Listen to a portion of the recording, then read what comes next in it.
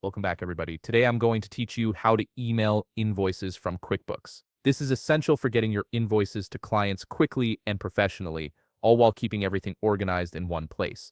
First, head over to your QuickBooks Online dashboard. Once you're there, look to the top left corner of your screen where you'll see a button labeled Plus New. Click on that button to reveal a drop-down menu with various options for creating new transactions and documents. From the drop-down menu that appears, find and select Invoice under the Customers column. This will open up a fresh invoice form where you'll build out the invoice you want to send to your client. Next, you'll need to select a customer, click on Add Customer, and choose from the drop-down list of existing customers.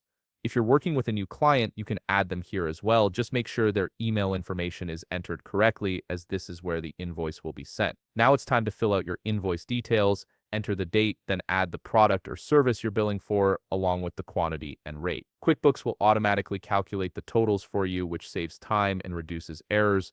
Before you send it off, take a moment to confirm or adjust the invoice terms and due date. This ensures your client knows exactly when payment is expected and under what conditions. Once everything looks good, click the green Save and Send button located at the bottom right corner of your screen. This action triggers the email sending process rather than just saving the invoice for later. An email preview window will pop up. This is your chance to verify that the customer's email address is correct, so double-check it to avoid any delivery issues.